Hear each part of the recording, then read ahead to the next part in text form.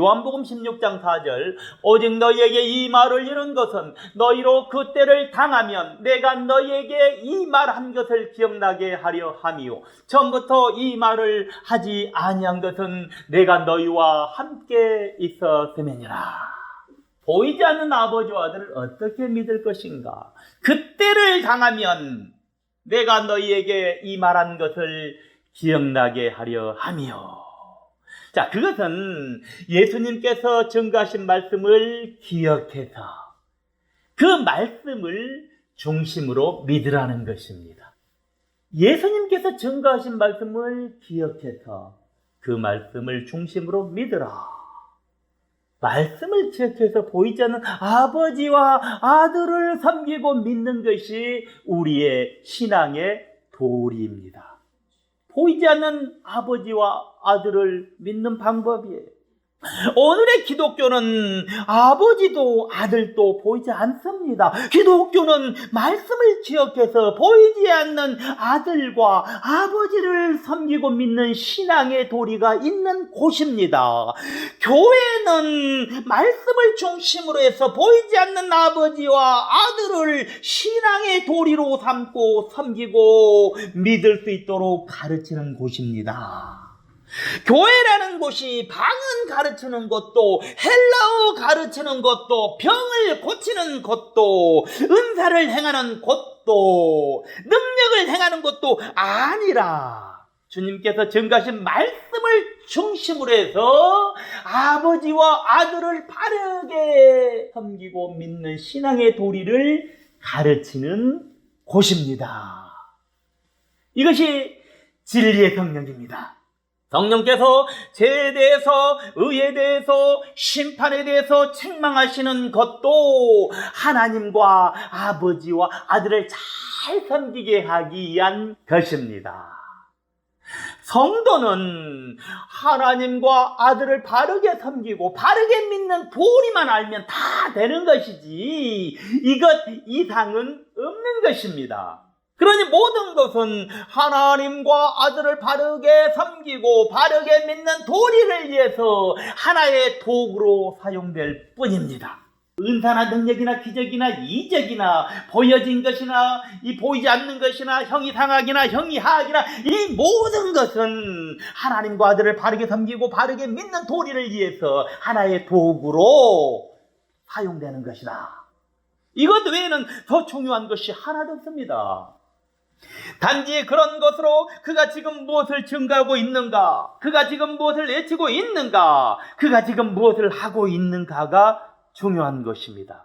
하나님과 아들을 바르게 섬기고 바르게 믿는 도리를 위해서 그가 지금 무엇을 증가하고 있습니까? 그가 지금 무엇을 외치고 있습니까? 그가 지금 무엇을 하고 있습니까?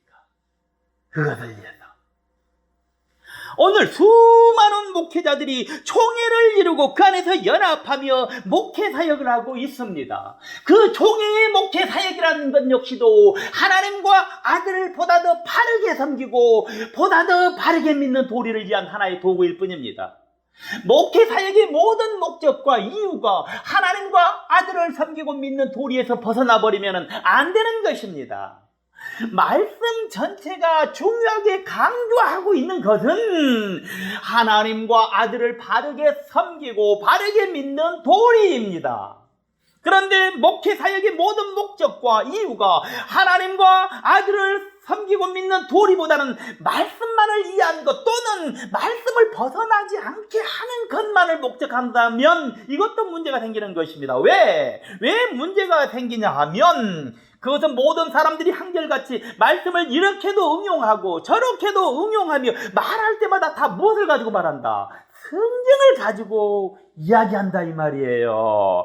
그러니 우리가 일생 동안 여러 교회를 다니면서 말씀대로 산다는 사람들, 기도를 많이 하는 사람들, 유명하다는 사람들을 만나서 이야기를 해보면 그들도 다 한결같이 성경을 응용해서 이야기를 합니다.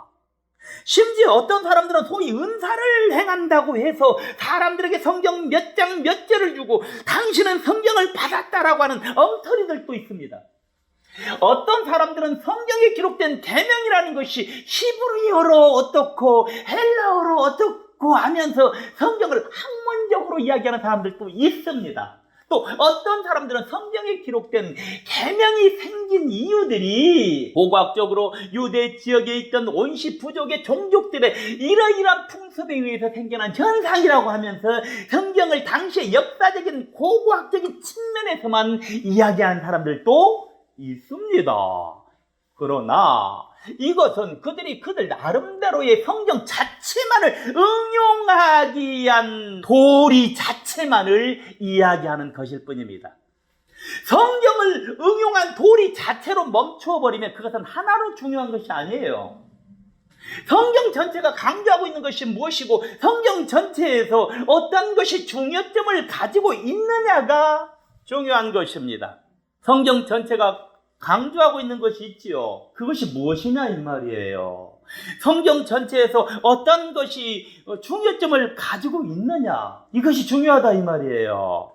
성경 전체가 강조하고 있고 성경 전체가 중요하게 강조하고 있는 것은 무엇이에요? 하나님과 아들을 바르게 섬기고 바르게 믿는 도리입니다. 이것이 진리입니다. 성경을 응용했으면 그 속에서 하나님과 아들을 섬기고 믿는 도리가 나타나야 하는 것입니다. 그래서 어떻게 하면 하나님과 아들을 바르게 섬기고 바르게 믿느냐가 나타나야 하는 것입니다.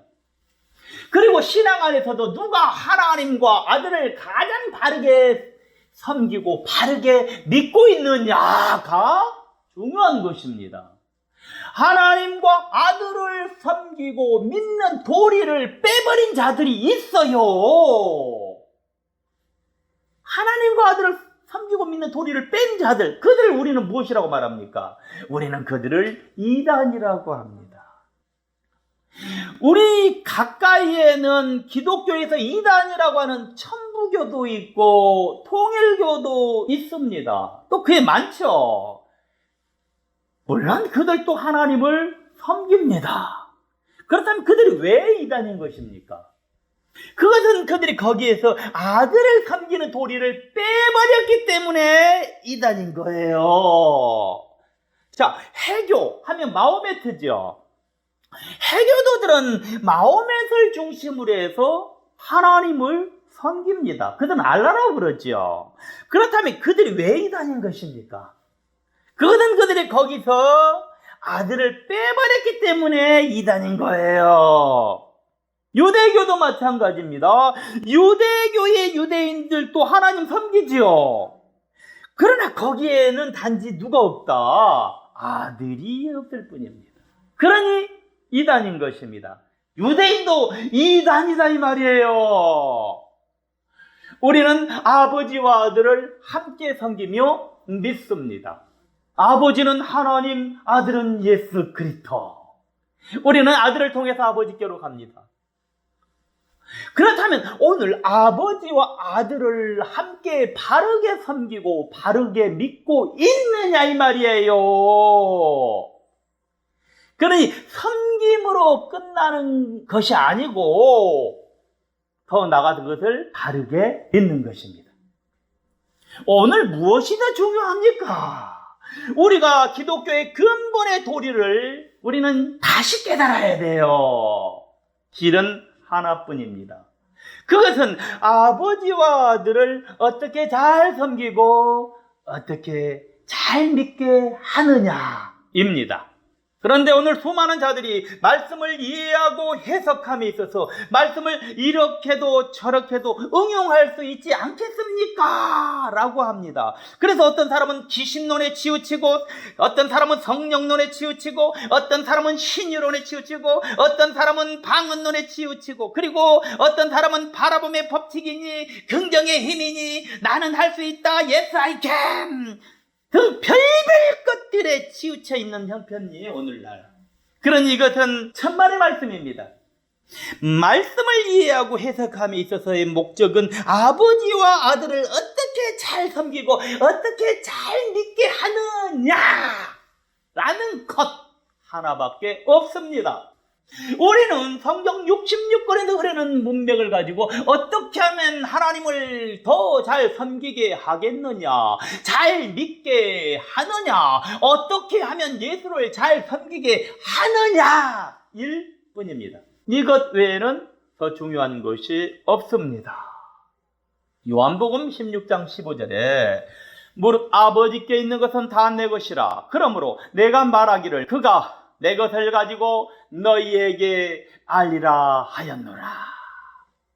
아버지께 있는 것은 다 내 것이라.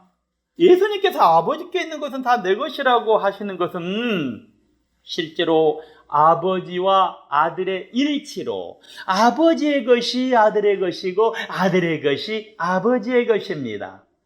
그러니 아버지가 보내는 성령이 아들이 보내는 성령이고 아들이 보내는 성령이 아버지가 보내는 성령인 것입니다. 우리가 이러한 이유로 삼위일체를 믿습니다. 요한복음 16장 16절에 조금 있으면 너희가 나를 보지 못하겠고 또 조금 있으면 나를 보리라 하시니, 주님께서는 조금 있으면 너희가 나를 보지 못하겠다고 하시고 또 조금 있으면 나를 보리라 라고 하셨습니다. 그러나 예수님께서 하시는 말씀을 당시의 사람들은 깨닫지 못했습니다. 그래서 주님께서는 예를 들어서 다음과 같이 말씀하십니다. 요한복음 16장 21절에 여자가 해산하게 되면 그때가 이르렀으므로 근심하나 아이를 낳으면 세상에 사람 난 기쁨을 인하여 그 고통을 다시 기억지 아니하느니라. 자, 주님께서는 여자가 해산할 때가 되면 근심이 많습니다. 그러나 아이를 낳으면 아이 낳는 기쁨 때문에 그 고통을 기억하지 않는다 라고 하십니다. 요한복음 16장 16절에 조금 있으면 너희가 나를 보지 못하겠고 그랬잖아요. 그러니 조금 있으면 주님을 보지 못하는 것이 해산의 고통 가운데 있는 상태입니다. 그 다음에 요한복음 16장 16절에 또 조금 있으면 나를 보리라 그랬잖아요. 조금 있으면 주님을 보지 못하는 것이 해산의 고통 가운데 있는 상태인데, 그러다가 조금 있으면 나를 보리라라고 하시는 것이 아이를 낳은 상태입니다. 그렇다면 이것이 무슨 뜻입니까? 요한복음 16장 25절에 이것을 비사로 너희에게 일렀거니와 때가 이르면 다시 비사로 너희에게 이르지 않고 아버지에 대한 것을 밝히 이르리라. 이것을 비사로 너희에게 일렀다. 이 비사라는 것은 비유로 쓰인 말이에요. 우리가 이 비유를 한번 깨달아 봅시다. 우리가 이 비유를 성경에서 깨달아 보자 이 말이에요. 이 비유가 요한계시록 12장 2절에 이 여자가 아이를 베어 해산하게 되매 아파서 예서 부르짖더라.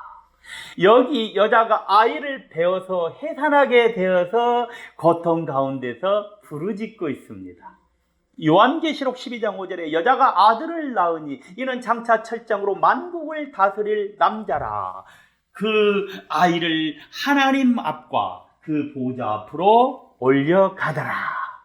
여자가 아들을 낳으니 이는 철장으로 만국을 다스릴 남자라고 그랬어요. 그러니 만국을 다스릴 남자들을 낳습니다. 그런데 그 아이는 하나님 앞과 그 보좌 앞으로 승천해버립니다. 그 아이를 하나님 앞과 그 보좌 앞으로 올려가더라 그랬잖아요. 요한계시록 12장 17절에 용이 여자에게 분노하여 돌아가서 그 여자의 남은 자손 곧 하나님의 계명을 지키며 예수의 증거를 가진 자들로 더불어 싸우려고 바다 모래 위에 섰더라. 그 아들은 승천했다고 그랬죠. 그런데 그 여자의 남은 자손이라는 표현이 되어 있죠. 그 여자의 남은 자손은 하나님의 계명과 예수의 증거를 가진 자들이라고 그랬어요. 여자에게는 하늘에 승천해버린 아들 말고도 다른 자녀들이 많이 있습니다. 자, 요한계시록 12장 6절에 그 여자가 광야로 도망하며 거기서 1260일 동안 저를 양육하게 하여 하나님의 예비하신 곳이 있더라. 아이를 낳은 여자가 광야로 도망한다고 그랬죠. 여자만 도망하는 것이 아니라 여자가 낳은 자녀들도 함께 도망을 합니다. 자, 그렇다면 이 여자를 우리가 영적으로 바라볼 때 여자는 교회를 의미합니다. 그리고 그가 낳은 자녀들은 성도를 의미합니다. 1260일 동안 저를 양육하게 하여 하나님이 예비하신 곳이 있더라. 이들이 광야에서 양육을 받는 것입니다. 자, 광야에는 뭐가 있습니까? 광야는 만나가 있는 곳입니다. 우리는 만나를 영적으로 말씀이라고 그러죠. 그러니까 만나는 말씀을 의미합니다. 그러니 광야에서 말씀으로 양육을 받는 것입니다. 1260일 동안 저를 양육하기 위하여 하나님이 예비하신 곳이 있더라 그랬잖아요. 광야에서 양육을 받는 것이다. 그러므로 진리의 성령이 오셔서 말씀으로 양육하시는 것입니다. 그러니 이 성령을 받아야 합니다. 말씀으로 양육을 받지 않으면 이 모든 것이 다 헛것이 되어버리고 마는 것입니다. 그러니 내가 끝없이 광야에서 말씀으로 양육을 받아야 합니다. 자, 여러분의 광야는 교회죠. 여러분의 교회에는 과연 당신을 양육할 수 있는 말씀이 있는가라고 하는 이것이 중요한 거예요. 교회가 아무리 크고 우람할지라도 거기에는 만나가 없다? 나를 양육시켜주지 못한다? 나의 10년 후의 모습이 지금의 모습이거나 지금보다 더 못한 모습이다? 그렇다면 나는 말씀으로 양육받아지는 인생이 아닌 거예요. 우리가 한번 생각해 볼 부분입니다. 왜? 오늘날 교회라고 자칭하는 곳이 너무나도 많기 때문에 그렇습니다. 요한계시록 12장 17절 용이 여자에게 분노하여 돌아가서 그 여자의 남은 자손 곧 하나님의 계명을 지키며 예수의 증거를 가진 자들로 더불어 싸우려고 바다 모래 위에 섰더라. 여자의 남은 자손들은 광야에서 만나로 양육을 받아서 하나님의 계명과 예수의 증거로 무장을 했습니다. 진리의 성령이 이들을 말씀으로 양육하신 것이죠. 요한계시록 12장 13절에 용이 자기가 땅으로 내어 쫓긴 것을 보고 남자를 낳은 여자를 핍박하는지라. 용이 남자를 낳은 여자를 핍박하는데 여기에서 남자를 낳은 여자를 핍박한다고 그랬는데 여기서 여자는 교회를 의미합니다. 교회는 용으로부터 핍박을 받습니다. 그러니 교회는 끝없이 세상으로부터 핍박을 받습니다. 여러분, 교회가요, 이 세상 권세, 용의 권세에 다 세상으로부터 교회는 끝없는 핍박을 받는 거예요. 예수님 그 이후로 말입니다. 교회가 얼마나 많은 핍박을 받고 있는지 몰라요.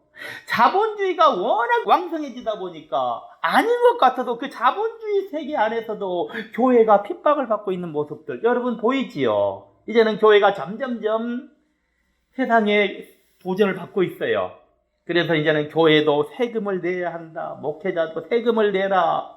나중에는 교회의 장부도 들여다볼 것입니다. 교회는 끝없이 세상으로부터 핍박을 받습니다. 요한계시록 12장 17절에 용이 싸우려고 바다 모래 위에 섰다고 그랬잖아요. 용과 결전을 벌이는 것입니다. 그러니 언젠가 이들이 바다 모래 위에서 전쟁을 하는 것입니다. 그렇다면 어떤 형태로 모래 위에 전쟁이 펼쳐지는 것일까요?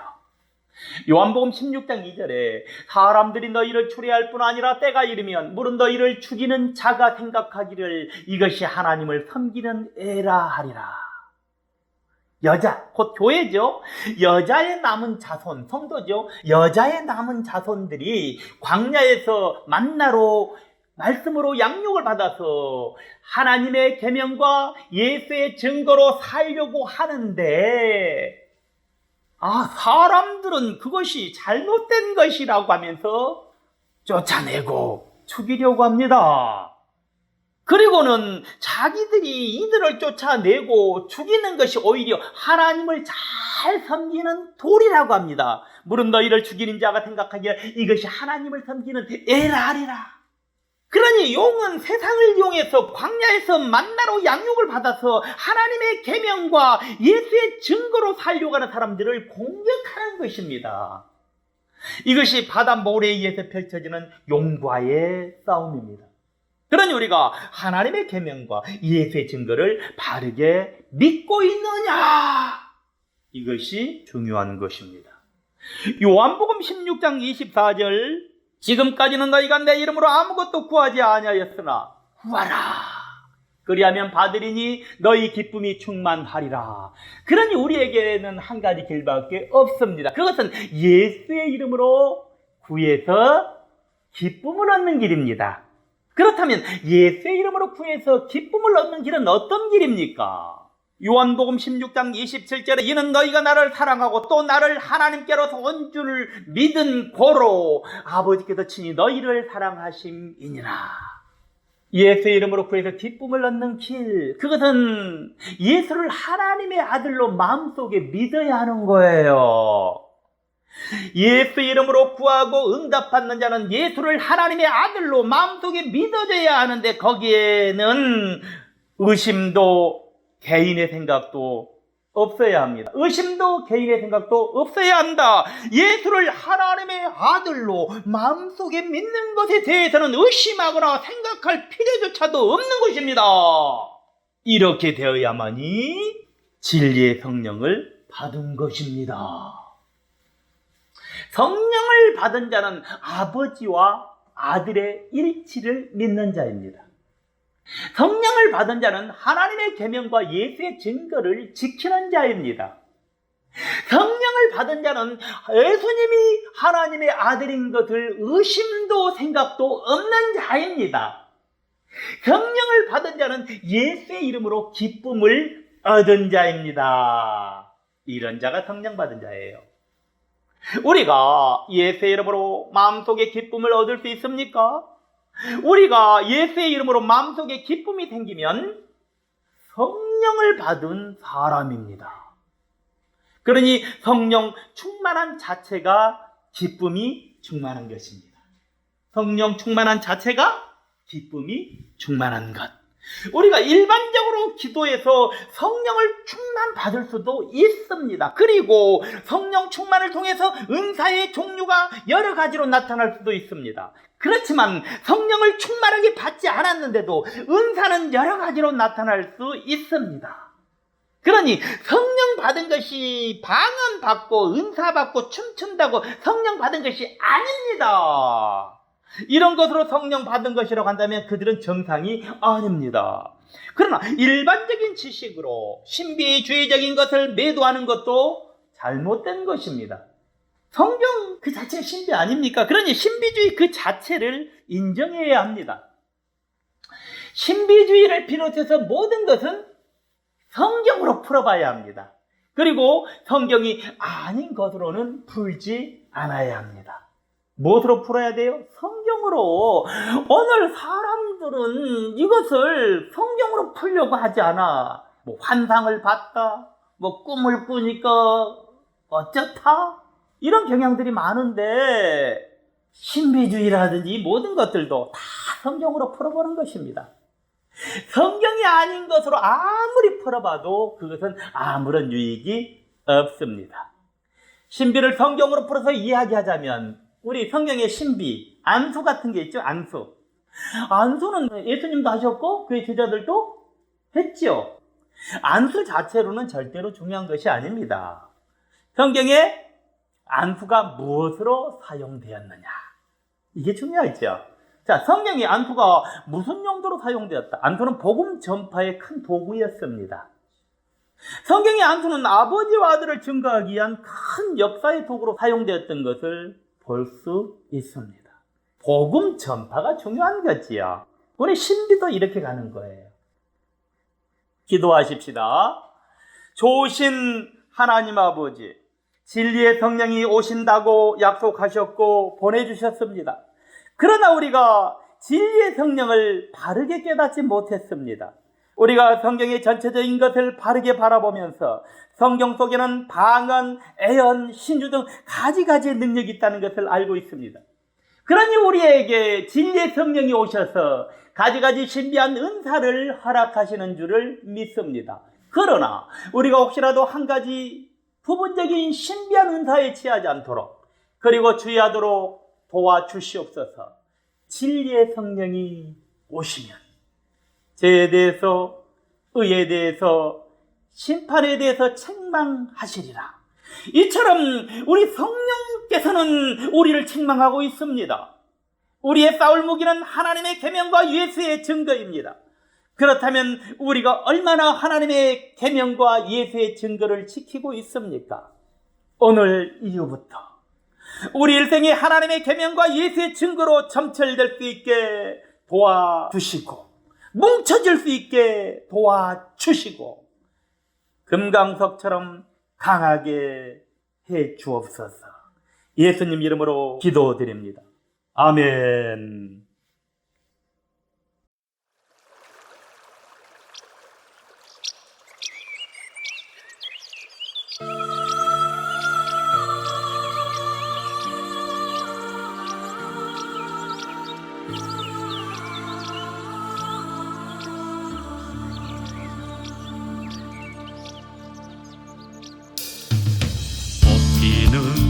그날까지 홀로 서리라. 슬픈 날 기쁜 날도 길을 만드네.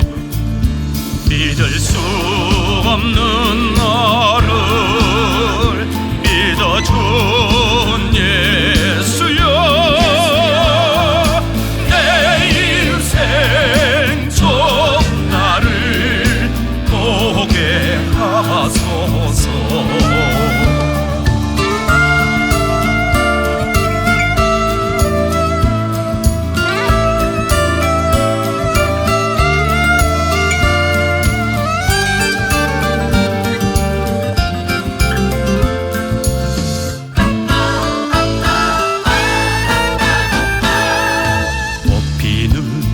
그날까지 홀로 서리라. 실패도 넘어지고 길이 되었네. 나 같은 못난 사람 부르시